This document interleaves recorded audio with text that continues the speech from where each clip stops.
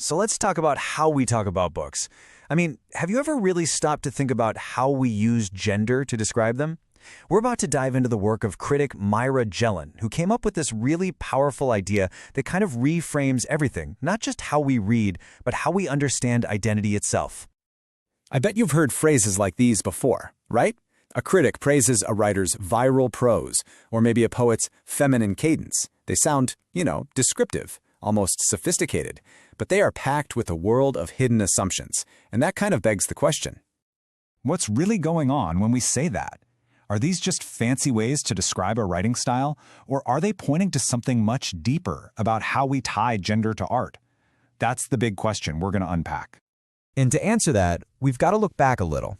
It turns out this whole habit of gendering literature, it's been around for centuries. Yeah, this isn't anything new. For a long, long time, this was just part of the critic's toolkit.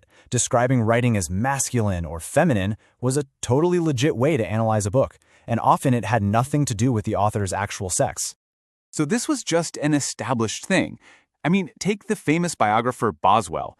He once critiqued the writer Samuel Johnson by saying his language was too masculine. The idea was that these were just abstract qualities, totally separate from biology. But today, of course, modern critics look at that language and immediately hit the brakes, asking, wait a minute, what's really being said here?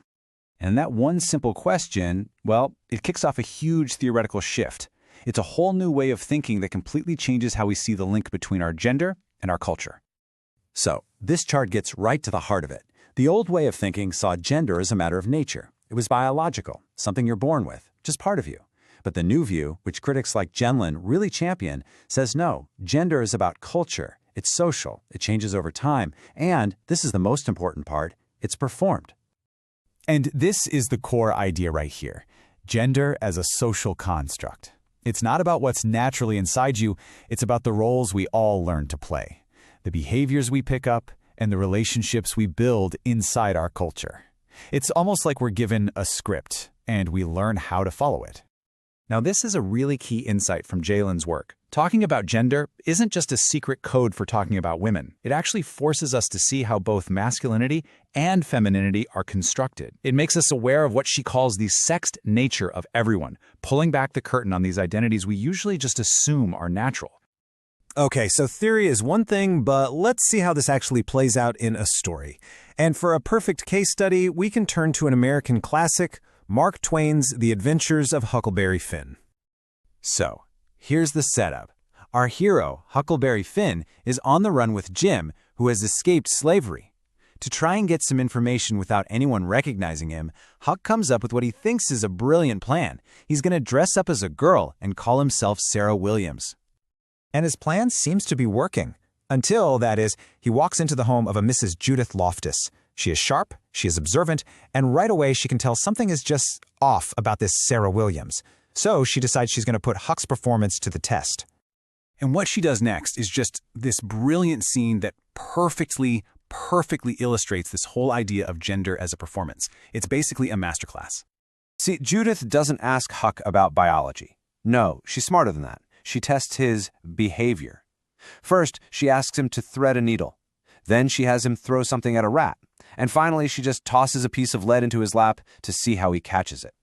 These are all tests of learned, socialized actions. And Huck fails. Spectacularly. He holds the needle still and brings the thread to it, which is how a boy would do it. He throws with his entire arm, not just his wrist. He instinctively claps his knees together to catch the lead, instead of spreading them apart to use his skirt like a basket. He just doesn't know the rules. He doesn't know the script for performing girl in his world. And this just nails the entire idea. Judith Loftus basically tells him, look, you might be able to fool the men, but you can't fool someone who knows the performance inside and out. His disguise falls apart. Not because he isn't biologically female, but because, as she puts it, he does a girl tolerable poor. He's just a bad actor. So, what does this one little scene from a novel tell us about reading in general? Well, it reveals something really fundamental, a kind of hidden assumption that quietly shapes how we see everything else in a story. Jehlen uses this amazing metaphor for it. She calls it the gender anchor. Her argument is that gender often works like this foundational, unspoken assumption that holds all of our other identities, like race and class, firmly in place. For Huck, when he temporarily lifts that anchor by pretending to be a girl, it reveals just how unstable all of his other identities really are. So why does any of this matter for us? Well, because reading for gender makes us more active, more conscious readers. It broadens our entire analysis, showing us how gender is tangled up with other things like race and class. And maybe most importantly, it makes us aware of the hidden assumptions that we all bring to a text. And, that changes everything. So the next time you pick up a book, maybe you'll ask yourself, what are the hidden rules here? What are the scripts? Because thinking this way doesn't just change how we read, it leaves us with this really provocative thought about our own reality.